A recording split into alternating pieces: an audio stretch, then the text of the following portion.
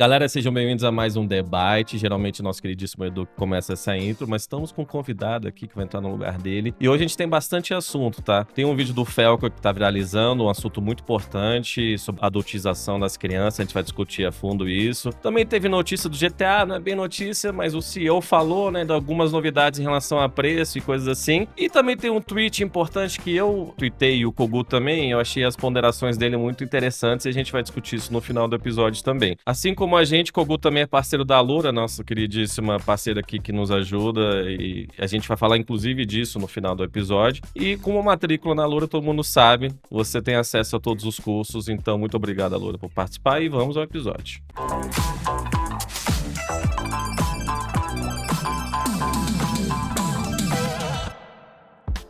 Fala pessoal, tudo bem? Sejam bem-vindos a mais um episódio do Debate. Vamos começar com uma pauta bastante séria aqui comigo, com o Vandep e com o Kogu, falando sobre um vídeo do Felca que viralizou semana passada. Ele lançou um vídeo semana passada no YouTube, onde ele denuncia o que ele chama de adultização de crianças e adolescentes nas redes sociais, no YouTube e também a produção de conteúdos que, segundo ele, atraem pedófilos, né? O nosso querido Felca citou aí diversos casos e acusou principalmente, assim, ele trouxe uma figura principal dentro do vídeo dele, em grande parte do conteúdo, que foi o influenciador Ítalo Santos, acusado, segundo ele, de sexualizar menores e criar materiais voltados a homens adultos, né? Ou seja, a ideia do conteúdo é atrair esse perfil de público, mostrando cenas com jovens em ambientes com bebida, fazendo coisas íntimas e por aí vai. Pro Felca, no vídeo, tão ruim quanto as pessoas como o Ítalo, que segundo ele, né, exploram esses jovens, essas crianças, esses adolescentes, são exatamente essas pessoas que consomem esse tipo de conteúdo, muitas delas inclusive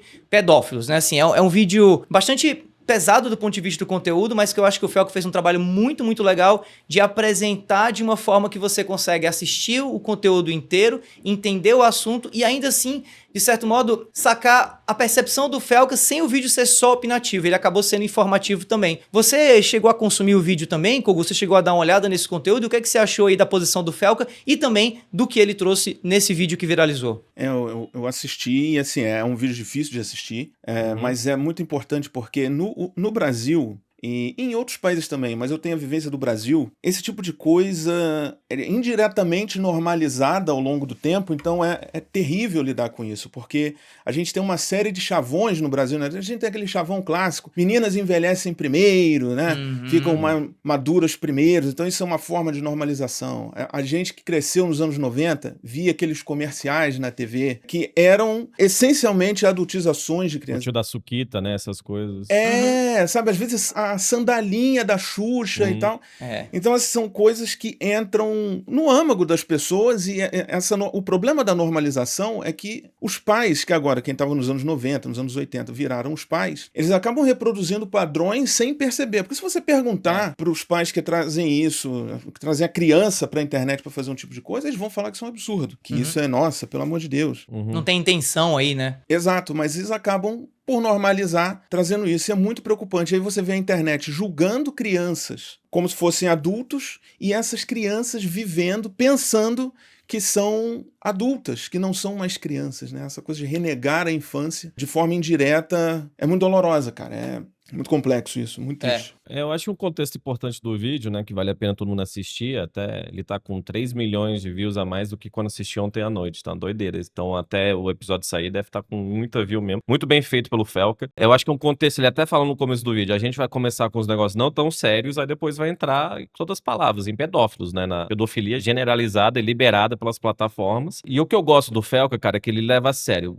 Esse vídeo podia muito bem ter sido feito, vamos zombar de crianças em podcast, que é assim que o vídeo começa, né? Uns caras são empreendedores, né? Que os caras falam umas besteiras, tipo, pra que eu vou saber quem é Aristóteles, né? De que eu vou ganhar com isso? Que, assim, pode ser criança idiota fingindo que é empreendedor, mas, assim, ele é muito sintomático dos tempos de hoje, como se filosofia, como se tentar entender, né, a natureza da humanidade fosse algo negativo, como se fosse o dinheiro fosse tudo. Essas crianças estão apenas replicando, que nem o Kogu falou em outros sentidos, discursos de paz e de coisas que vem na internet, né? Então, eu acho que isso, o vídeo em si é muito bom, bom e ele leva a vários pontos, né? Chegando de novo nessa questão da pedofilia, né? A única coisa, assim, necessariamente que eu discordei do Felca é que ele fala que isso é um fenômeno da internet. E eu não acho que seja. Por mais que, né, a gente tenha esses canais, né? Um dos canais mais famosos, ele usa o exemplo da Bel, né? E a família dela, que é um negócio que me pegou muito quando eu vi na época, que era o público votava em que mochila ela ia usar na escola. Né, e tem um vídeo justamente dela, por favor, eu quero usar essa aqui, mãe, votem nessa. Uma coisa tão básica quanto uma adolescente querendo ir pra escola e poder, nessa autoexpressão de adolescente, essa rebeldia. E também tem o canal da Ruby Frank, tem um documentário na Disney Plus, ela tinha um canal com 5 filhos, depois descobriram, assim, abusos atrás de abusos, inclusive uma produtora dela que torturou os filhos, coisa de cortar a perna e botar pimenta e voltar, tipo assim, a polícia descobriu eles depois que o moleque fugiu, enfim. Veja esse documentário, mas o que eu falei que eu discordo dele, que não é um fenômeno da internet necessariamente. A gente sempre teve caso de atores mirins, né, que são muito problemáticos, quase todos davam errado, quase todos abusados sexualmente de produtores ou da própria família. Recentemente tem o caso da Amanda Bynes, né, que era uma atriz americana que fez vários filmes na adolescência, descobrindo que ela foi abusada sexualmente também por um produtor da Nickelodeon. A Lindsay Lohan agora tá voltando. Eu acho que da nossa geração, o maior caso desse é o Macaulay Culkin, né, que era o moleque famoso dos anos 90, Esquecendo de Mim, em vários filmes, e tinha pais absolutamente horríveis. E hoje em dia é uma pessoa normal, né? Então o que eu quero dizer, essa exposição na tua infância ou na adolescência sempre vai ser negativa, eu acho. Eu acho que dá pra ter muito cuidado, mas assim, os pais acabam explorando, né? Então, eu achei o vídeo muito bom, e principalmente essa questão de, olha, isso aqui, tem esses bobos aqui que fazem podcast de criança, mas também tem todo o movimento, né? Tanto que eu acho que a grande coisa do vídeo, né, Davi, pra você comentar até, é o Felca cria uma conta do zero, digita crianças, começa a curtir conteúdo de criança e o algoritmo imediatamente do Instagram começa a mostrar vídeo de criança sendo sexualizada, né? O que você achou disso tudo? Então esse é o ponto, assim, eu sempre gosto de bater muito na tecla aqui no debate de responsabilizar não só o criador de conteúdo que faz coisa errada, que tem que ser responsabilizado, óbvio, ou marcas e empresas que apoiam certos tipos de conduta negativas, como por exemplo as marcas que fazem bet, tigrinho e coisa e tal, mas também as plataformas, né? Assim, YouTube, Instagram, mas na minha opinião, principalmente o Instagram, que é uma rede que eu bato muito aqui, porque eu noto um descaso desde sempre e ainda maior hoje com questões polêmicas, a não ser quando isso serve aos interesses de quem tá à frente da Meta, né, Zuckerberg e coisa e tal.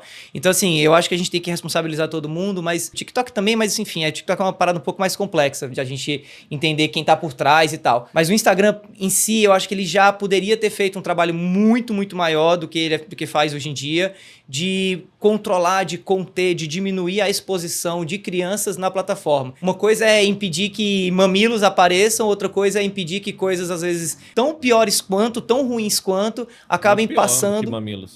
Acabem passando por uma questão, tipo assim, ah, não, mas isso aqui pode. Tipo assim, como que pode? Como é que uma questão tão objetiva quanto o mamilo não pode, mas uma questão tão complexa e profunda quanto essa questão da exploração da identidade da criança, que tá ali em formação, da própria aparência, da sexualização dela, como é que isso passa numa plataforma que diz cuidar da saúde mental dos seus usuários, e que a gente sabe que o próprio Facebook já saiu com matéria, ele próprio, né, com pesquisa feita internamente, de que o Instagram é hoje em dia uma das plataformas que mais afeta negativamente a saúde mental das crianças. E outro ponto que eu acho válido também trazer, que vocês estavam comentando, né, sobre essa história disso não estar isolado só na questão da internet, né? É que isso não é realmente algo de hoje, especialmente aqui no Brasil. O Brasil é o país do pau que nasce torto, nunca se direita, né? E você tá lá vendo a criancinha dançando sem entender o que é a música e tal. Então, assim, e eu não tô culpabilizando aqui a música brasileira, mas a gente vive dentro do contexto, desde os anos 70, 80, 90, de que assuntos de adulto podem ser comentados entre crianças e a sexualização dessa criança por conta disso é algo que o adulto muitas vezes não vê maldade, né? Não vê intencionalidade. Mas o problema pra mim disso, né, é quando você vê esses dois mundos juntos, né? A questão da sexualização da criança que já acontecia antes da internet, a questão do lado sombrio, digamos assim, da TV infantil, né? Das celebridades infantis,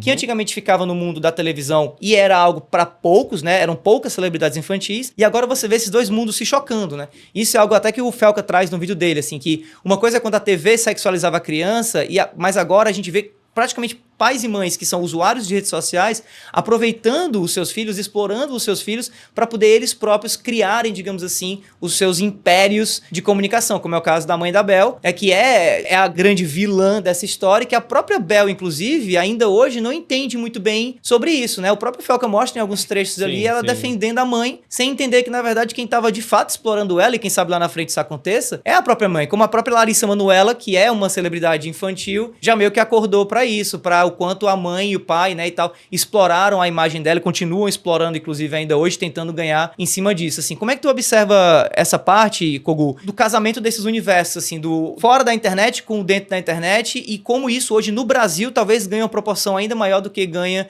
em outros cantos, em outras partes do mundo? Cara, perfeito isso que vocês comentaram, porque para mim é um problema sistêmico mesmo. A gente analisa partes do cavalo, né? A gente vê a gente pensa que é só o rabo, a gente pensa que é só o corpo, a pata. Não, é um problema sistêmico. Por quê? Primeiro ponto, ao mesmo tempo, eu acho uma coisa muito doida, porque ao mesmo tempo que as Big Techs, elas capturam os dados das pessoas, elas lucram muito com isso, ao mesmo tempo elas permitem que justamente esses criminosos ajam no anonimato, e aí nessa hora o discurso de preservar e tal é mantido. Na minha visão, e é legítimo eu ter essa visão, eu acho que é legítimo qualquer pessoa ter, me parece que realmente é uma coisa muito lucrativa e eles fazem uma espécie de vista grossa. Uhum.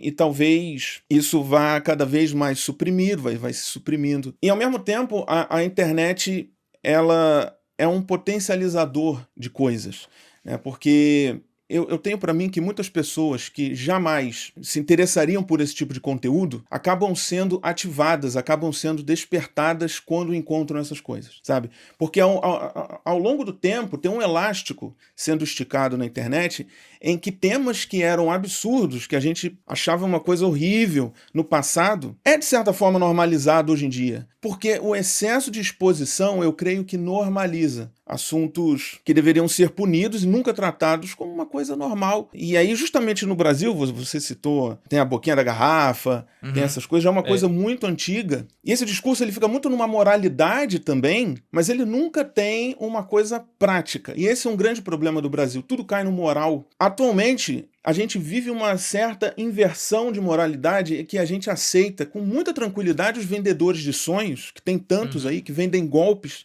num Brasil cada vez mais economicamente complicado, porque é muito difícil para alguém conseguir, às vezes, um emprego de melhor remuneração, mesmo que estude tudo. Então as pessoas acabam indo para esses caminhos, elas sonham em fazer um tigrinho, as pessoas às vezes sonham em virar um influencer e ganhar muito dinheiro, porque são todos ricos, a gente vai até abordar isso aqui hoje. Leva muito para esse caminho do sonho, e a gente vê esse impacto nas crianças ali, né? Aquela coisa do empreendedor e tal, que às vezes o empreendedor, que na realidade é um vigarista, tá vendendo... A maioria exato. Tá vendendo a ilusão para as pessoas, e isso é um problema fundamental da internet, que tudo trabalha junto, tudo leva a isso. Esse problema que a gente está vendo é uma coisa que não foi resolvida ao longo das décadas no Brasil, potencializado pelas questões nacionais, culturais ao longo do tempo, que é de diversos países. O Japão mesmo tem problema com isso. A gente vê aqueles animes, que isso também tem um impacto mundial, não adianta. Talvez seja no aspecto da normalização, e é isso. E, cara, só um ponto que vocês dois fizeram, eu acho que o Brasil passou, nos anos 90, uma fase da hipersexualização pós-ditadura. É quase esperado, depois de 20 anos de censura e coisa assim, que houve um boom, um negócio muito escrachado. Você falou da boquinha na garrafa, eu dançava com 9 anos a boquinha na garrafa. Eu entendi que talvez tivesse uma conotação sexual, mas não, né, tava na festinha de criança, tocava música, é o que a gente, né, o tchan, essas coisas. A criança não tem noção. E assim, o Gugu mesmo, né, domingo eu vi o Gugu lá, banheira do Gugu, entendeu? Mas ao mesmo tempo tem a questão da moralidade, que existe os dois, né, assim, o que pode ser sexualizado, o que não pode, evidentemente que crianças não, né. É essa questão, é todo um assunto aqui que engloba o vídeo do Felca, que a adultização tem os pedófilos, né, que a conivência das plataformas, e tem os pais que exploram as crianças, que aí voltaram, que a gente falou também do Macaulay Culkin, né, que felizmente ele tá tudo certo, o irmão dele, o Kieran Culkin, também ganhou o Oscar, tava em Succession, que é talvez a melhor série dos últimos 10, 15 anos, só que a internet traz esse outro fenômeno de pais quererem aparecer e usarem os filhos, né? Esse caso da Ruby Frank é o mais famoso americano justamente porque o documentário e tem essa imagem, é um moleque que toca num vizinho, o moleque tá envolvido de, eu acho, papel alumínio e pimenta nos cortes dele, porque a mãe diz que esses moleques eram o capeta e não sei o quê. A mãe botou o filho pra dormir num puff, né? Que é tipo basicamente um sofazinho assim, por 6 meses, e vários abusos foram aparecendo. Isso acontece muito, sabe? Então, no fim do dia é sobre proteger as crianças, sabe? Tipo, e a sexualização das crianças também, seja pelos pais ou por elas próprias, cara, vem do negócio da adolescência, cara. Seja por causa de hormônios ou não, mas a adolescência é a fase de se rebelar, né? E replicar também. A gente replica o que pessoas mais velhas fazem, então muitas adolescentes com 18 anos magras fazendo lipo, fazendo negócio da boca, né, fazendo cirurgia plástica, querendo ser uma Kim Kardashian, ou a gente quer rebelar contra nossos pais, então elas vão se sexualizar mais, ou quer atenção que isso ganha, né, pô, like é viciante, a gente sempre fala de dopamina, então um conteúdo mais sexualizado muito provavelmente vai ganhar mais like também, seja de um adolescente, seja de um adulto. Então, é muito complexo, cara, e tudo isso, assim. Mas eu acho que o Felca cada vez mais traz esses assuntos à tona, né? Ele fez muito o negócio do bet, que a gente sempre bateu aqui muito também. Eu não acho que ele faz, assim, pra se elevar moralmente. Eu acho que ele realmente consegue identificar problemas na internet e sabe, como um comunicador, fazer um vídeo muito bom, né? O vídeo, se eu não me engano, tem quase 50 minutos, ele passa rápido, né? Mas, assim, eu já vi esse fenômeno no Twitter mesmo, assim, você falou do Instagram, eu concordo, Davi, mas o Twitter, né, que tem a pornografia liberada, mas às vezes tem um vídeo de uma criança de 6 anos brincando no parquinho e tem 3 mil favoritos, né, Total. bookmark, que chama, quem que tá favoritando esses vídeos? Por que que é uma pessoa? Também se preserve, cara. Desculpa, eu, quando era mais novo, postava eu foto com minha sobrinha. Hoje em dia, eu não vou mais ver o rosto da minha sobrinha hoje em dia. Pois Tipo, é, não isso. tem porquê. Não tem. Ah, postei uma foto de costas, tem que cobrir. Cara, não existe isso, sabe? Não vale a pena essa exposição. Você nunca sabe quem tá vendo do outro lado. E eu vi um dado que mudou totalmente minha percepção sobre isso, que é que 70% do conteúdo achado em computador de pedófilos são retirados de redes sociais, né? Então são vídeos, são fotos de criança de perfis abertos, né? O pai que posta lá, uma criança que aparece a calcinha, ou simplesmente a criança tá de jeans, é umas coisas nojentas, absolutamente nojentas. Pedófilo, cara, é o pior tipo de pessoa, não tem que existir incentivo, conivência, nada disso. E as plataformas, ainda, o nosso problema que a gente fala de capitalismo, sempre pro lucro. Então, cara, o que o Zuckerberg precisa de mais dinheiro? Pra que você tem que incentivar a pedofilia tão abertamente? Eu achei genial o teste que a gente mencionou aqui do Felca de criar uma conta do zero e falar, ó, quão rápido aparece gente mandando o link do Telegram pra gente trocar pornografia infantil, cara. E assim, a gente normaliza muita coisa e essa questão especificamente eu acho que me pega muito, sabe? O algoritmo, uma comunidade de pedófilos e as consequências disso, cara. Isso, uma criança que sofre abuso sexual vai carregar, e mesmo assim, pode não ser direto, mas com exposição, vai carregar isso o resto da vida, cara. Eu falei da Amanda Bynes, eu acho que ela é o caso mais famoso americano, pelo menos, dessas, né, que na adolescência ela era tipo uma A-lister, que chama, né, a mais famosa, fez filmes de comédia que até hoje, super felizinha, aí, né,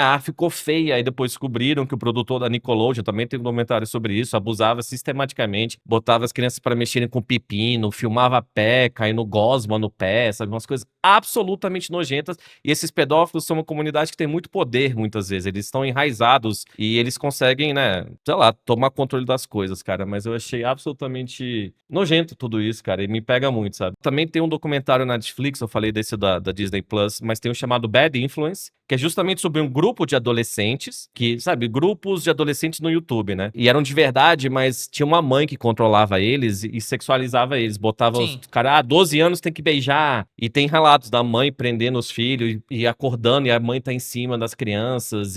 Então isso é muito mais comum que a gente acha. O número de pessoas que sofreu abuso sexual é muito maior que a gente acha, porque as pessoas têm vergonha, as pessoas não comentam isso, sabe? E aí você mencionou aí essa questão de documentário, tem também o documentário que a gente tava falando aqui da Nickelodeon e tal, que é o Quiet on Set, né?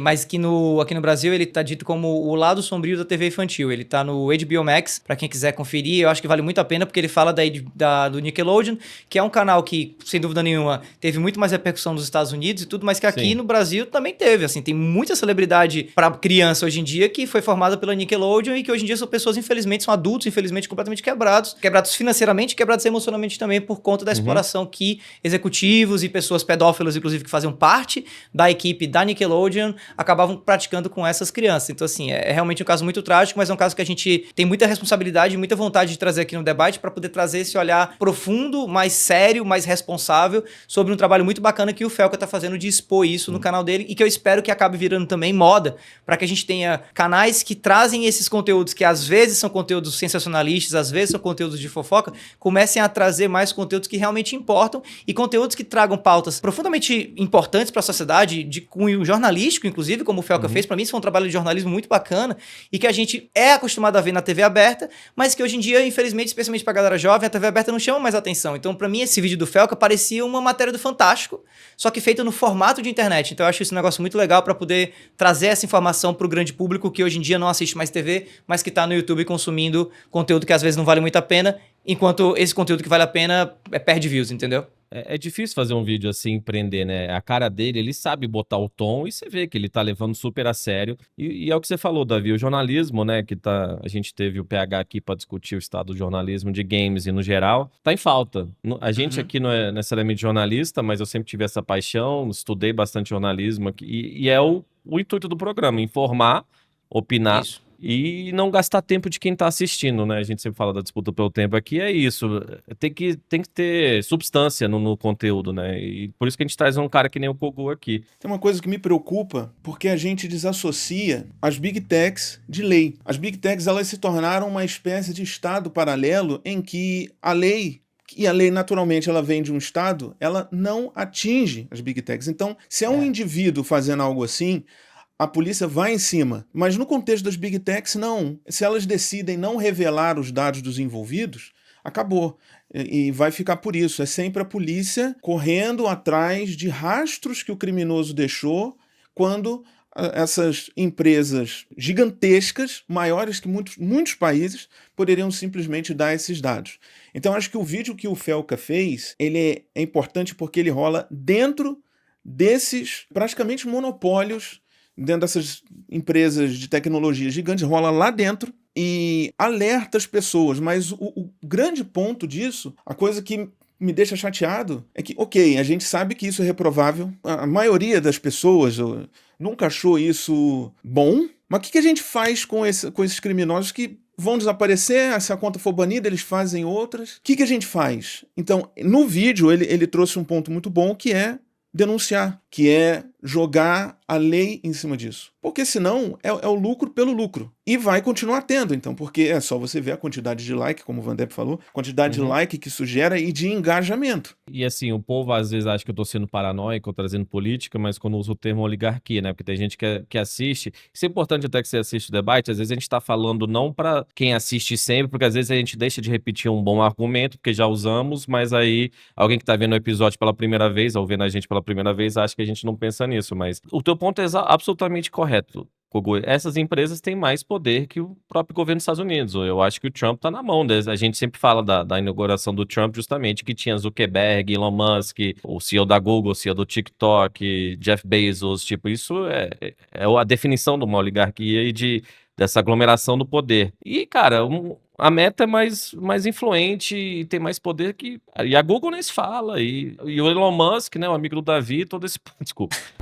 Todo esse povo, tipo, eu acho que é meio sem esperança. A gente vê o quão peixe pequeno a gente é, né? Então, qualquer voz que a gente tem aqui, eu acho que vale a pena a gente tentar usar, e não uma moralidade, olha como a gente é do bem e tudo isso. Mas, cara, eu não consigo entender explorar a pedofilia pra ganhar mais lucro, uma das empresas mais ricas do mundo, assim, simplesmente não faz sentido, e a alma dessas pessoas eu acho que já se foi faz muito tempo, sabe? Eu acho que esse negócio de lucro tá consumindo o mundo, assim, tá acabando com o planeta, basicamente. Bom, pessoal, vamos aí agora pro nosso querido Boletim Nuvem. Pra quem não conhece a Nuvem, ela é uma publisher brasileira, nossa parceira. Ela também vende chaves de jogos e gift cards, tudo aí com preços muito, muito legais. E ela também tem o Nuvem Drops. O que é o Nuvem Drops? É um sistema de cashback onde você acumula drops a cada compra lá no site deles e pode depois trocar esses drops por descontos em games que a Nuvem vende. Vamos que vamos aí, então, começar falando aqui no Boletim Nuvem, que tem sempre essa pegada de jogos, né, de games, sobre GTA 6. Vamos falar de GTA, porque GTA tá muito em pauta aqui nos episódios do debate. Comentamos, inclusive, no episódio passado que tava só eu e o Edu. E vamos comentar de novo porque tem novidade, né? Rolou novidade. A gente vai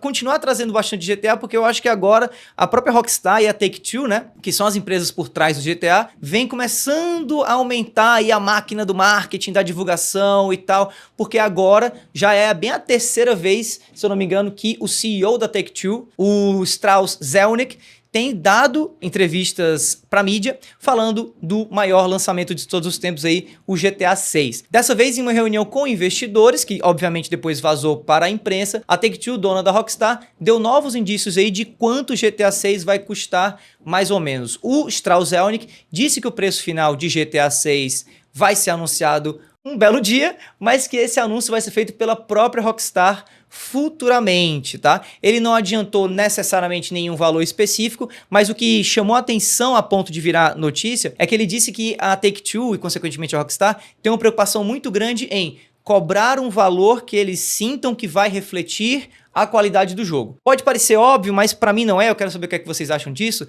porque uma frase como essa, pra mim, abre ainda a possibilidade da gente ver GTA 6 vindo a $100. Basta a Rockstar e a Take-Two entenderem que esses $100, que seria um valor, assim, para muitos exorbitante, né? É um valor justo pro quanto que GTA 6 vai oferecer, seja tanto no single player, seja também com GTA Online. Você acha, Vandep, isso verdade? Você acha que uma fala como essa do Strauss Zelnick abre ainda essa questão e essa possibilidade da gente ter GTA a $100 vindo aí futuramente? De tudo que saiu aí, eu acho que o mais concreto, o que mais faz sentido pra mim é que vão ter 3 faixas de preço diferentes. Eu imagino que talvez seja $80 o GTA base. Aí tem esse negócio de ter o online antes, né? Talvez uma edição de colecionador. Eu acho que eles vão fazer uma precificação dessa forma, porque muita gente vai querer talvez o máximo, quer jogar GTA Online logo. É o que faz sentido, porque eles não viram os vilões que, cara, no mínimo pra você jogar o GTA 6 precisa ter $99, que aqui, né? Porque o jogo vai ser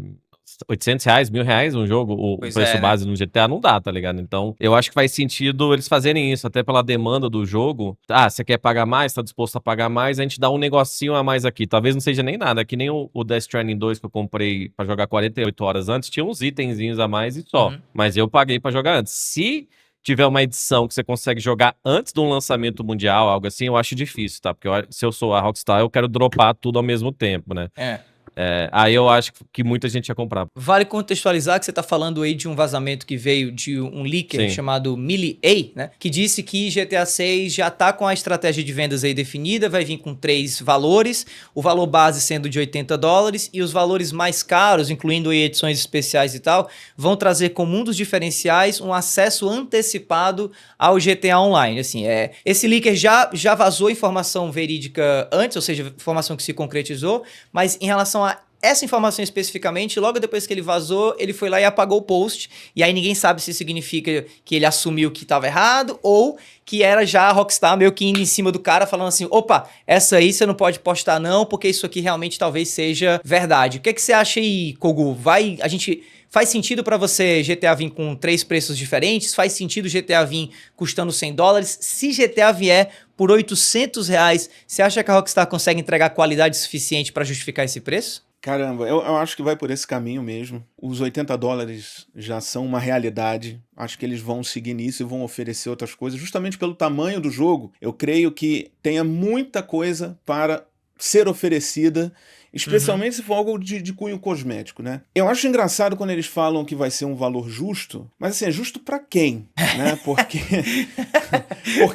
todo GTA meio que foi um passo além. O GTA 3 é um jogo que revolucionou os videogames e às vezes isso não é nem tão considerado pelas pessoas. O San Andreas é um milagre que rodou no PlayStation 2. Enfim, o GTA sempre tá indo além. Eu acho muito complicado pautar isso o valor do jogo. Eu acho que, no fim das contas, vai vender de qualquer forma, vai ser um sucesso. Eu era mais confiante, inclusive, do GTA 6 ser incrível. Agora eu tô um pouco ressabiado, porque eu sou um pouco cabreiro com adiamentos, mas isso certamente acaba valorizando muito mais o jogo, porque, né, se passa aí um tempo e todo mundo vai querer jogar antes. A gente agora tem um cenário diferente quando sai o GTA V, a gente tem muito criador de conteúdo. Um criador de conteúdo vai sim, se tiver que gastar R$800 nisso pra trazer de cara, ele vai fazer. E quando ele traz, a gente estava falando de normalizar antes, ele normaliza, ele torna plausível que o usuário comum compre. Né? Porque o usuário comum, muitas vezes, ele se vê também como um possível criador de conteúdo.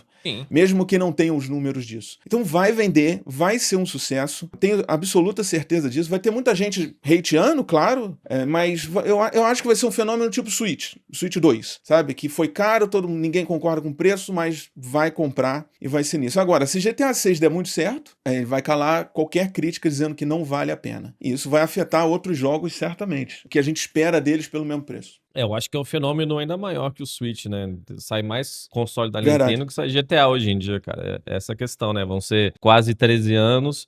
E a questão do leaker, que ele apagou e tal, a gente não necessariamente comenta rumores sempre, tem que ser um pouco mais concreto até pra gente trazer, mas às vezes o conceito disso. Teve esse leak também das 3, né, faixas de preço, mas é o que faz sentido pra mim, já fazia, né? Porque é assim que vários jogos são lançados, cara. Sempre uma edição não sei o quê, edição não sei o quê, não sei o quê. Mas, de novo, eu acho que se tivesse algo pra poder jogar antes, a $100, $120, ia vender que nem água, cara. A antecipação em relação a esse jogo, né, é tão grande, cara. E você falou de criação de conteúdo, né, Kogu? Você cobriu o Switch 2, coisa que você nunca fez antes, necessariamente, no lançamento de um console, até porque antes você fazia mais jogos retrô e agora tá expandindo um pouco mais. A gente foi pra Los Angeles, né, o negócio de Battlefield, foi super legal com o Alan, o Hayashi, o Funk, a Maite também. Depois eu fiquei uns dias com o Funk lá em Los Angeles, de folga mesmo, né, a gente ficou curtindo e ele conversou um pouco. O Funk é um dos nomes do GTA, tanto que toda vez que a gente tem um trailer, a gente chamou ele pra participar aqui. Ele falou, cara, eu tô preparando, né? Não vou revelar necessariamente tudo que ele disse, mas é o grande momento, né? Gera um pouco de ansiedade, né? Ah, será que eu consegui o jogo antes? Ah, você tem o contato da Rockstar, porque tem um funcionário do Brasil na Rockstar agora que eu conheço e tal. Será que a gente vai conseguir a chave? Será que vai poder lançar no embarque? Você não vai ter que ser live. Se eu não conseguir o jogo antes, eu vou ter que fazer em live. Eu não sei se é o ideal. E será que vai performar bem? Mas eu acho que vai. Mas será que vender? Ah, não, e vou ter que tirar as músicas, né? Porque, tipo, o pessoal no Death Stranding 1 e 2, né, o próprio Alan jogando 1 e 2, cara, o que ele deixou de ganhar de monetização por causa das músicas são, né, um valor muito grande, mas no GTA não dá pra ser assim pra um cara que nem o Edu ou o Funk, né? Inclusive, você, Vandep, assim, pela sua experiência, você acha que GTA 6 vai trazer algum modo streamer e tal? Porque o Death Stranding não trouxe, né? Não trouxe, mas acho que não, porque, cara, as músicas fazem tão parte do GTA, né? Você falou do San Andreas, a coisa mais gostosa pra mim é uma missão que acaba à noite. Eu me lembro a primeira vez que eu vi Young Turks do Rod Stewart no GTA San Andreas.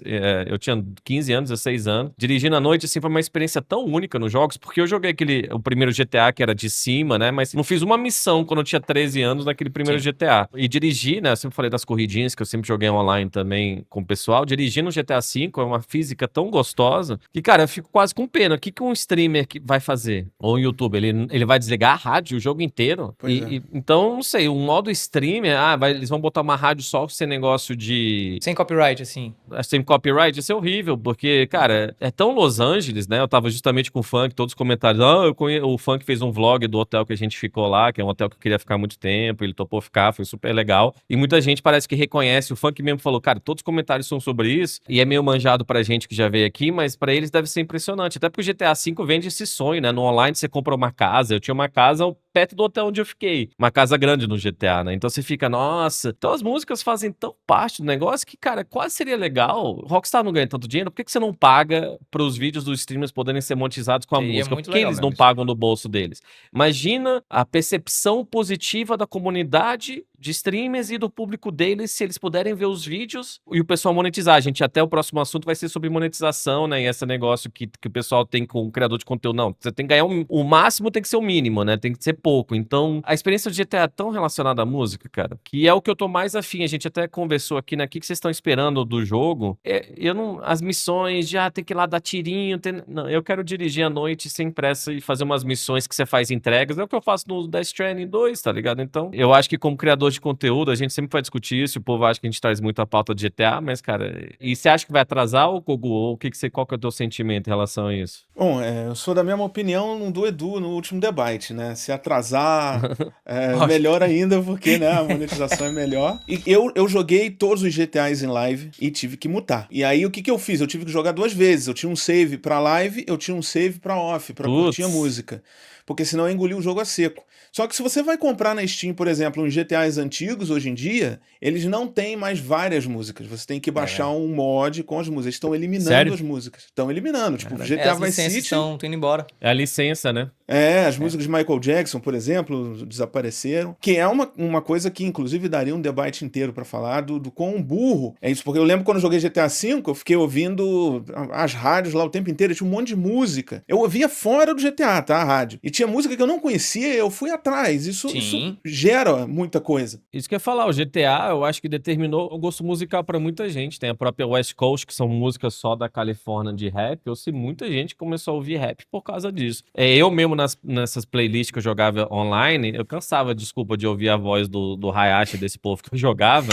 Eu botava o TS bem baixo e deixava na rádio de reggae ou na rádio de música eletrônica pra ficar dirigindo. Não queria ver os caras gritando, né? Então eu acho que justamente o impacto cultural do GTA é tão grande. E aí agora o 6 vai ser maior ainda, mas musicalmente, cara... Sempre acertou a trilha sonora. Sempre foi. Exato, eles pegaram músicas ótimas de todos os tipos, né? Justamente tem a rádio de reggae, tem uma rádio de música mexicana, tem rádio de tudo, assim. E se jogar sem essa experiência seria muito negativa. Você dirigindo por Miami, GTA 6, console novo, né? Nossa. E vem cá, o quão seria o quão seria danoso pra franquia e tal. Quero ouvir você primeiro, Vandé, porque acho que tem tudo a ver com o papo que a gente já teve sobre isso. O quão seria maluco e danoso, porém esperado do ponto de vista do lucro do capital aí, que a Take-Two gosta bastante, se entrasse alguma vibe de rádio por IA, música feita por algoritmo. Você acha que existe Você acha que o fim do mundo, como é que seria? Não pode ser. Não. Eu já tô irritado só de imaginar o conceito. Música por IA é coisa de corno, desculpa. Já pensou? Mas tem um monte de mercadinho. Pelo amor de Deus, tá? Eu fiquei irritado só com o conceito. A gente tem tanto músico bom, a história da música, coisa atual, antiga, justamente tá falando de todos os gêneros. Vou pegar uma rádio de hip hop californiano, você pode tocar por 1 milhão de anos, só de tanto de coisa que tem. Então eu não antecipo que eles façam isso, não. Pelo amor de Deus, cara. Eu digo isso porque já tá começando a surgir, né? Já tem alguns casos, inclusive no Spotify, de bandas todas feitas por IA, aquela coisa toda. Assim, a gente já vive nessa realidade, né? Então, assim... É o mesmo povo que ouve isso, é o que ouve as crianças falando que Aristóteles num podcast... Desculpa, tipo, pelo amor de Deus, gente. Eu ouvi o comentário de vocês no último episódio que eu não tava. Devia ter feito um Vandep de AI, ele ia adorar. Não tô participando com vocês. Não, desculpa, gente. Não é birra, tá? E tem gente que fala, ele tem preconceito. Não é um preconceito, né? Preconceito é um pós-conceito do que a gente vê. Eu acho que você pode formar uma opinião sobre as coisas. Mas, cara, não, o GTA justamente tem tanta humanidade fazer esse jogo as coisas vão estar nas entrelinhas, né? Eu prefiro uma rádio do Drake que uma rádio de AI, pelo amor de Deus. Cara, é uma doideira como as pessoas são passionais quando a gente se posiciona contra IA, né? Pra mim isso é construído. Esse discurso é construído, ele não é orgânico. Ele é construído pra ter uma defesa. Sim, porque eu acho que as pessoas estão meio viciadas. As pessoas ficaram muito defensivas em relação ao chat GPT. A gente já discutiu isso, tá ligado? Meu chat GPT, a gente já conversou sobre isso, né? Calma, a gente não vai entrar se aprofundar aqui. Vai ter bastante pauta sobre IA ainda pra criticar. Prometo pra vocês que não é birra, que, né, eu entendo como facilitaria a vida. A vez que eu usei Gemini pra fazer um cálculo, falei, nossa, né? Aí eu voltei a fazer na calculadora, porque eu falei, eu já me senti mais burro. Mas eu achei fascinante. Mas é isso, cara, sempre falo, cada um faz as consequências pra si. Por favor, GTA, vocês têm dinheiro suficiente, vocês vão ganhar muito dinheiro. Pague seus artistas, pague os designers, pague o staff, dê um bônus pra eles, deixe as pessoas felizes financeiramente, tranquilas, né? É positivo, inclusive. Entra no gancho com o próximo assunto. Davi, quer apresentá-lo? Verdade, né? Um dos motivos da gente ter trazido o Kogu aqui pra participar desse debate, não só porque ele é um posto de conhecimento e de opiniões super legais que a gente adora poder ouvir mais, tanto no próprio canal dele quanto aqui, né? É por conta desse tweet que tá aparecendo aí na tela agora, um tweet que fala sobre a realidade atual dos criadores de conteúdo, não só no YouTube, né, Kogu, mas eu acho que principalmente no YouTube, e essa dicotomia que a gente vive hoje, né, essa encruzilhada, digamos assim, entre a gente depender muitas vezes de AdSense e de publi, como o AdSense hoje em dia tá pagando menos do que já pagou antes, e como as publis hoje em dia compensam o AdSense, e ao mesmo tempo usuários do próprio YouTube que curtem consumir conteúdos de criadores de conteúdo e que hoje ou acham que a gente tem dinheiro de sobra e buscar publi seria uma forma de ganância, e claramente não entende como é que funciona o negócio, e ao mesmo tempo pessoas que pagam por serviços como o YouTube Premium para não ver anúncios, mas acabam vendo anúncios, né, no formato de publis dentro dos vídeos. vídeos, né? E aí a gente tá começando a entrar nessa discussão hoje em dia de onde que tá o limite da coisa, ou até mesmo como que a gente tem que começar, talvez como criador de conteúdo, a ensinar realmente o nosso público sobre como é que faz para ganhar dinheiro aqui, porque o pessoal primeiro que acha que é fácil, segundo acha que tá todo mundo rico, e nenhum nem outro tá correto, né? Como é que foi pra ti isso daí? Como é que você chegou, inclusive, a fazer esse tweet, que na verdade virou uma thread e tudo mais? Qual que é o teu pensamento a respeito sobre monetização hoje em dia no YouTube, e como que você enxerga hoje essa parte da carreira do criador de conteúdo ganhando dinheiro na internet? Eu entendo o público que acha que todo mundo é rico e tal, porque eu acho que anos de uma... Vamos ser honestos aqui. Não são todos os criadores, mas uma parte considerável faz uma ostentação que às vezes não tem, porque isso é um símbolo de status, é um símbolo de sucesso. Então, finalmente chegou a consequência disso, porque a gente vive num país miserável, a gente vive num país todo separado em bolhas, altamente polarizado nos últimos 10 anos, em que não se pode apresentar ou discutir nada com facilidade. Então isso tem tudo a ver até com o primeiro tema que a gente começou lá no debate da adultização, porque chega nesse ponto que todo mundo pensa assim, hoje é muito fácil você ter ali os seus 15 minutos de fama com certa tranquilidade.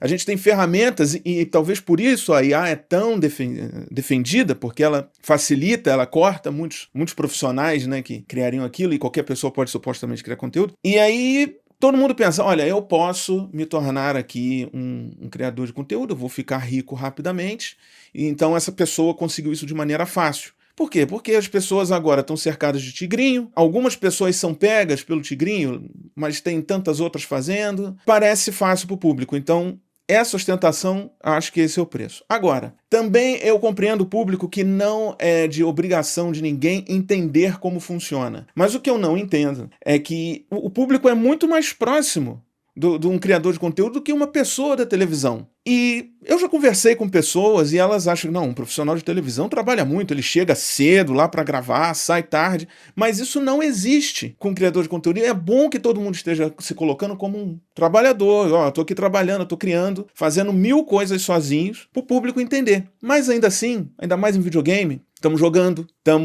supostamente tudo é muito fácil. E talvez seja fácil para alguns criadores, mas foi muito difícil para chegar nesse fácil. E poucos chegam nesse nível. Mas a gente vive num país, novamente, miserável. Então, as pessoas enfrentam tanta coisa para ter um salário mínimo, às vezes, que é completamente compreensível. Então, acho que qual é o lado propositivo disso? Os creators serem sinceros sobre o seu trabalho, mostrar ao público por que importa fazer publicidade, né? E o público também tem a boa vontade de entender isso, e não ficar demonizando e nem pegando um exemplo para justificar 1000. O Kogu, o que você falou no tweet, eu sei que você falou de entender, eu mesmo fiz um tweet disso, eu falei, ninguém precisa gostar de ver propaganda, eu não gosto, ninguém precisa gostar mesmo, mas eu acho que a grande coisa que você pegou foi o fim da generosidade e sua substituição pela desconfiança e individualismo. Esse negócio de, eu consumo essa pessoa todo dia, como ela ousa fazer uma propaganda pra mim, entendeu? Como que ela ousa querer ganhar um dinheiro a mais? Como que ela ousa simplesmente sobreviver? Tentei aquele meme, né, da carteira de trabalho, eu acho a coisa mais besta do mundo.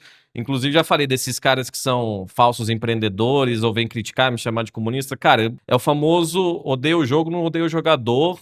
Eu tô jogando um jogo que vocês amam tanto, tô jogando bem. Mas, de qualquer forma, com propósito. De qualquer forma, o Kogu, a gente não faz tigrinho, a gente não faz bet. Cara, quando eu comecei minha agência e eu ganhava um salário mínimo 5 anos atrás, eu podia muito bem ter feito cripto, bet, um monte de coisa que aparecia, um monte de coisa suspeita, joguinho, Web3, não sei quem, não fiz. E vocês não precisam me elogiar, vocês não precisam nada disso. Eu fiz simplesmente pela minha moralidade, sabe?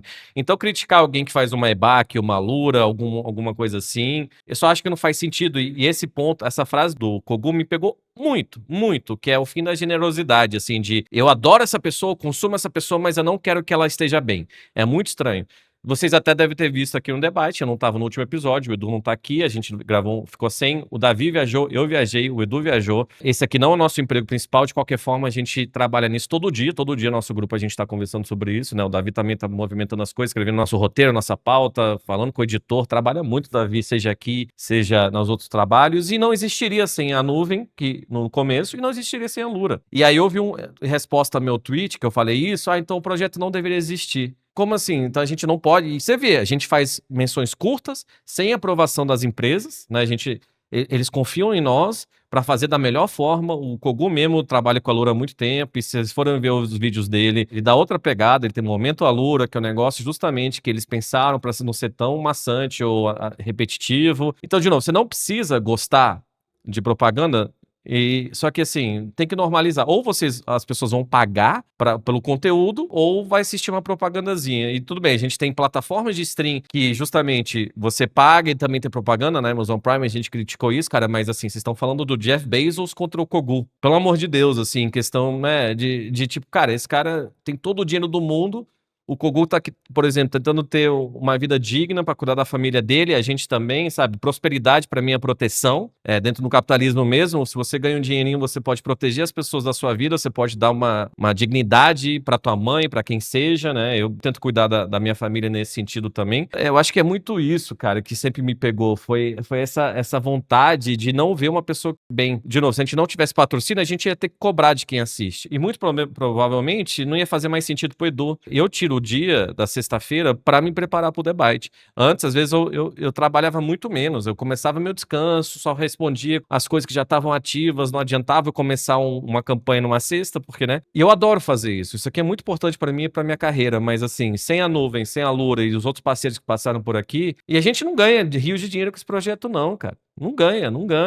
Só que a gente gosta de fazer e a gente acha que tem essa importância. Então, é sobre viabilidade. E assim, o Kogu é um cara queridíssimo. Vou até aproveitar o gancho aqui. O Kogu, das pessoas que eu agencio, junto com o Edu e outros, assim, ele é o mais proativo, ele é o mais responsável, ele é o que menos me dá dor de cabeça. E questão de, ele vai, desde que eu toco esse job aqui, eu respondo os e-mails, aí ele me atualiza, caso eu não tenha visto. É um fluxo de trabalho maravilhoso. Então, eu sempre vou trabalhar com o Kogu enquanto a gente fizer sentido pra gente. Eu acho que vai fazer por anos e anos aí, e me dá muito ânimo.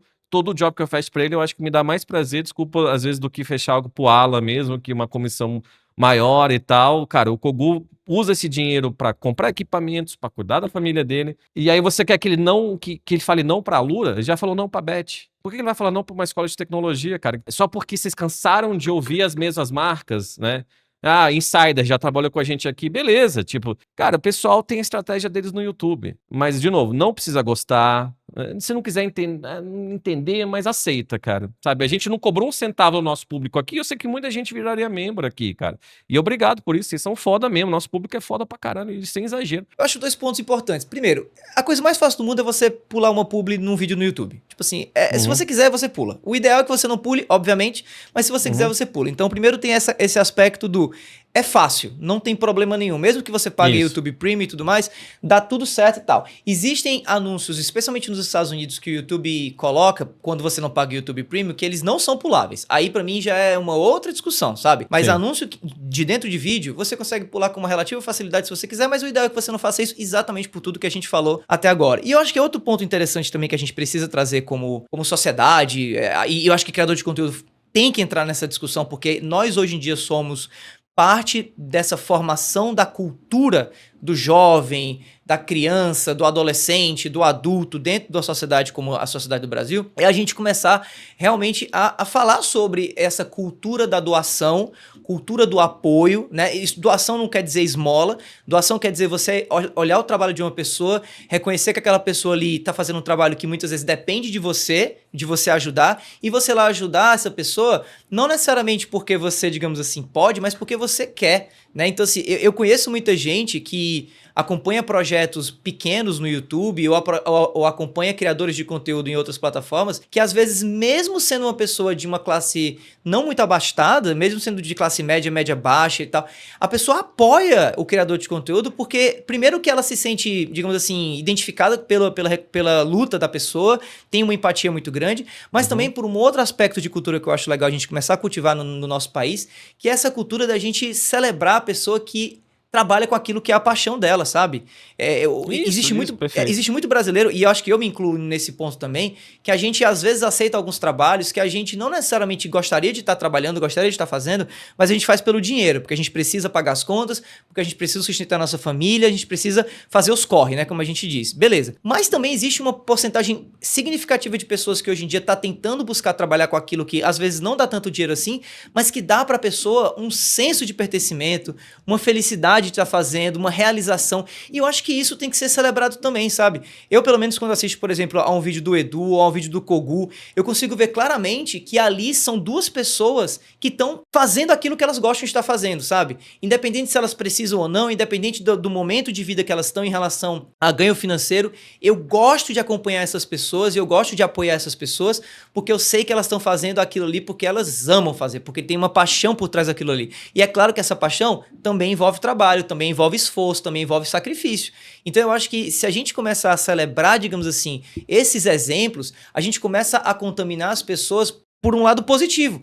E eu acho que essa roda começa a girar melhor e a gente começa a ver pessoas de fato querendo apoiar as outras e entendendo que na verdade elas estão apoiando aquilo que para elas também poderia ser algo interessante se elas tivessem a coragem que muitas vezes criadores como o Kogu têm, de tipo assim, não, eu vou lá atrás do meu sonho, da minha vontade, da minha paixão para tentar ganhar dinheiro com isso, coisa que nem sempre é possível, até porque esse espaço não é um espaço, como do YouTube que eu tô falando, que é garantido ganhar dinheiro, né? A quantidade de criadores de conteúdo que tentam e não conseguem é imensa e muito maior do que a quantidade de criadores que cresce Sim. e consegue, né? Que tenta e consegue. Então eu acho que a gente deveria celebrar esses exemplos para poder começar a mudar essa cultura, né? Eu achei muito, muito bonito o que você falou, cara. Eu vou passar a bola pro Kogu também, mas achei muito bonito. Celebrar quem tá tentando fazer um negócio Isso aí. legal e que você gosta. Isso. Eu não Isso sei se é justamente pelo momento das pessoas de estar menos grana. Então, cara, minha vida é ferrada e eu pego 4 horas de ônibus ida e volta todo dia pra um trabalho que me paga um salário mínimo. Eu não tô falando que ela tem que ficar feliz com essa cultura do influencer, justamente. É um ponto que o Kogu usou no começo, de tipo, tem muito idiota. Então você vê os caras Sim. divulgando a Virgínia, divulgando o Tigrinho, a Virgínia, Ostentando. a rainha. Então, a gente criticou a Virgínia com todas as palavras aqui. Mas você criticar um cara que nem o Kogu, que faz uma lura, que paga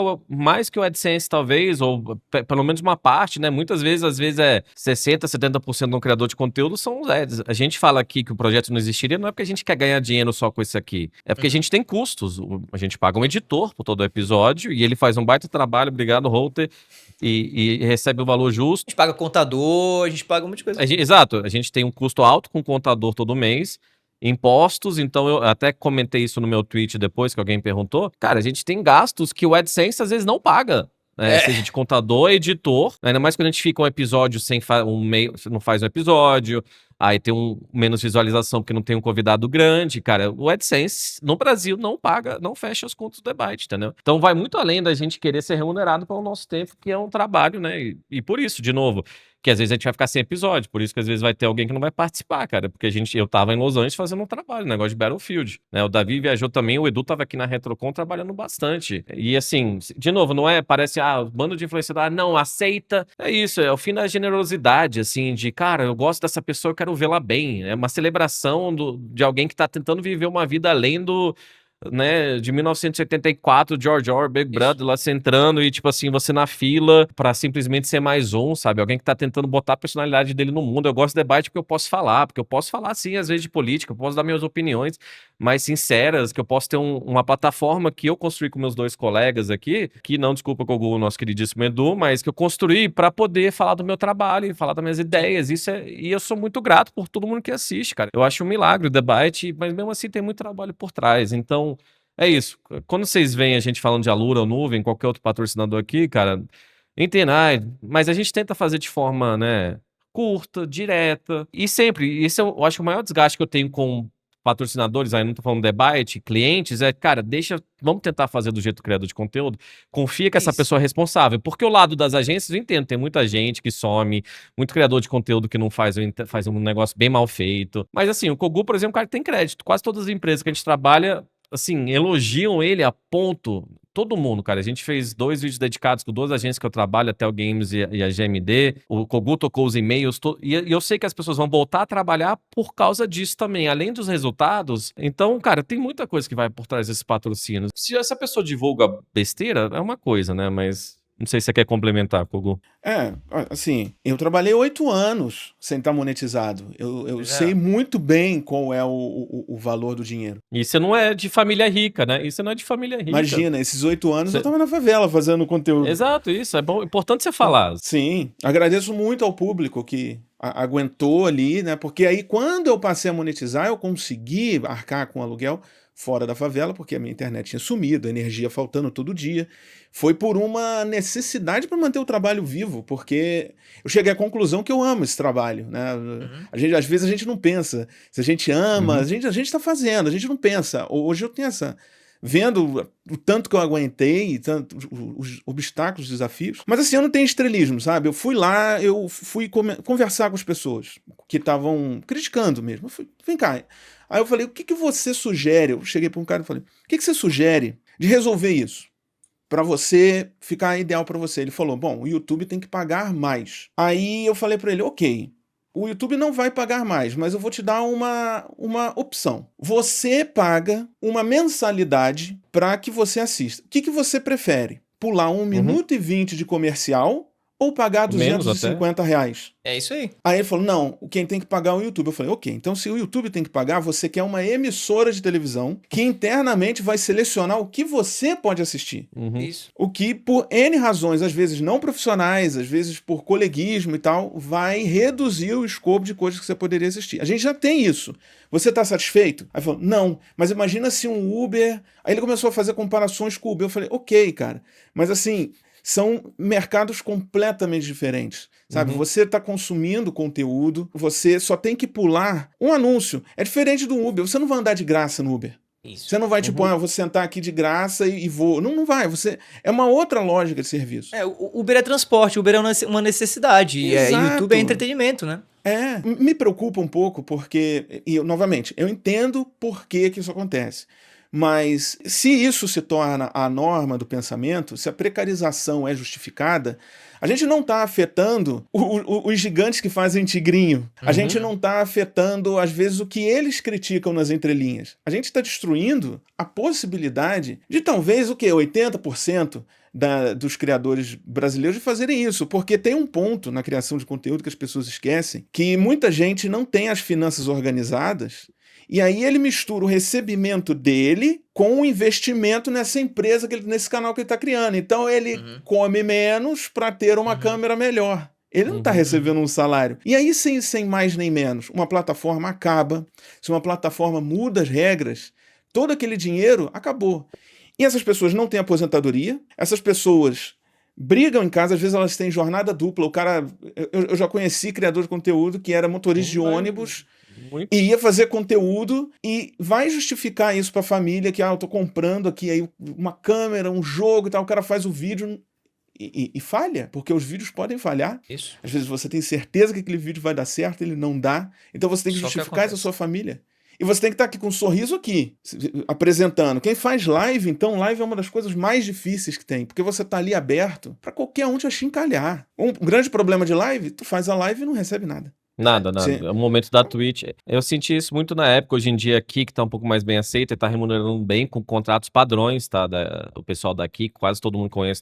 Eu tava lá com o Zigueiro também, conversei bastante com ele. Ele não pôde streamar daqui, que lá no evento de Battlefield deu algum problema. Ele tem que fazer na Twitch. Pô, tô ganhando meu dinheiro, cara. Sou pai, entendeu? Tipo, não é assim. Mas eu acho que o ponto que vocês dois fizeram, o de a gente não quer celebrar as pessoas e o fim da generosidade, de novo. Eu entendo que é síndrome de hoje. O cara que tá todo ferrado, sem grana, eu não sei se é ressentimento com o criador de conteúdo, mas, cara, para de reclamar. Até a gente vai ter comentário aqui, esses caras reclamando que o streamer não ganha pouco. Vai lá trabalhar. Pô, cara, só porque ele quer um pouco a mais com a vida, ele quer trabalhar com a criatividade dele, isso, né? Isso aí. E volta quando eu falo de AI e IA, entendeu? Tipo assim, é o fim da humanidade nesse sentido de querer, não, vamos ter artistas, vamos pagar bem músicos. É que seria bom se as pessoas pudessem viver disso com dignidade. Eu não tô falando que talvez é viável sempre. Tem gente que vai tentar... Desculpa, às vezes eu recebo uns e-mails nas caixas de entrada de tipo, cara, eu tenho 43 anos, tive uma filha agora de 6 meses e desisti do meu trabalho de TI pra viver um sonho no YouTube. E eu falo, cara, não, tá ligado? Tipo assim, você errou. Você pode criar um canal do YouTube. Você tem uma filha, não é a hora de você sonhar, tá ligado? Tipo assim, faz, quem sabe dá certo, mas não quer dizer que você...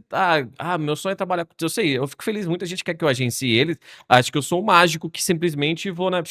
E sim, com o próprio Kogu entrega certo, tem um canal legal, é bom profissional, né? A gente começou a trabalhar, as coisas fluíram bem desde o começo, cara, sabe? E eu fico muito feliz de novo. A satisfação quando fecha um job com o Kogu, eu acho que é a maior de todos, assim. Porque eu sei a diferença que faz e eu sei o quanto ele batalhou. Isso é muito 2 importante. anos que a gente tá junto. Eu acho que menos até. Eu acho que foi agosto, setembro de 23 mesmo, né? Foi verdade. Exato, 2 anos e passou rápido e eu acho que a gente já ganhou um valor legal, cara. E eu tenho muito orgulho disso. A questão é essa. É a viabilidade. Ponto. Pra finalizar esse assunto do episódio, é a viabilidade das coisas, cara. Que bom que vocês assistem The Byte. Eu sou muito grato por isso. E espero que nossos patrocinadores continuem com a gente, senão a gente vai tentar achar outros, senão um dia hoje vai acabar o programa. Ou eu sei que a gente tem um público de poder de comprar alto também, sabe? Então, às vezes, a gente quer justamente com a nuvem ter mais descontos, essas coisas. Ou a gente vai ter que fazer membros e, sei lá, eu não gosto da questão de cobrar diretamente por algo, sabe? Eu acho que na hora que você cobra, você deve muito àquela pessoa. Então, vamos pular um episódio, mas que vacilo com os membros.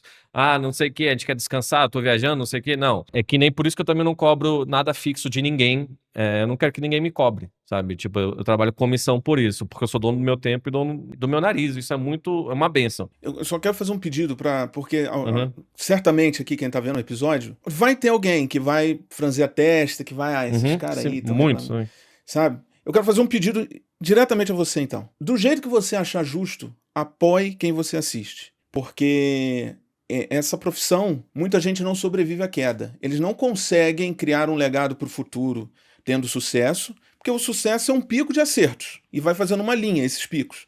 Mas tem uma hora e essa hora sempre vai chegar, vai ter uma queda. Ela pode ser pessoal, ela pode ser da economia, ela pode ser do trabalho. Essa pessoa vai cair. E muitos, nessa hora que caem, não conseguem voltar. E aí as pessoas falam, o canal tá flopado, o cara tá flopado. Apoie a pessoa, o grupo, o canal, o que você acompanha. Até mesmo se for coisa escrita, o que você acompanha na internet, apoie. Não tem dinheiro? Apoia não pulando a publicidade. Apoia ajudando de alguma forma. Compartilhando, clicando no link. Clica no link, não precisa... Mas clica no link, assim, de novo, franzir a testa, sabe? Mas apoie menos corporações enormes, parem de puxar saco de bilionário e apoie um cara que nem o Kogu, que nasceu pra fazer isso, pra falar sobre videogame. Você tem uma planilha, eu sei que a gente tá estendendo aqui, mas você tem uma planilha de todos os jogos que você gerou, né? Quantos jogos são? Acho que tem quase 2.800 desde 2009. Então, e é um cara que tem um conhecimento enorme, né? Então, até eu acho que a gente já pode ir finalizando o episódio, né? Agradecer o Kogu aqui. Confiram o canal dele, de verdade. Ele é um cara que falava muito de games retrô e tal, mas tá expandindo. Um comunicador excelente, um querido como pessoa, um doce, um profissional top, excelente mesmo. Então, por favor, confiram o canal. Obrigado, Kogu, pela participação, sempre com ideias boas. Uma honra. E semana que vem, nosso queridíssimo Edu tá de volta. De novo, essas mudanças, eu não participar do episódio, é tudo pela dinâmica dos nossos trabalhos, né? E que bom que a gente tem esse espaço aqui. Muito obrigado a todos vocês e a gente se vê semana que vem. Tchau.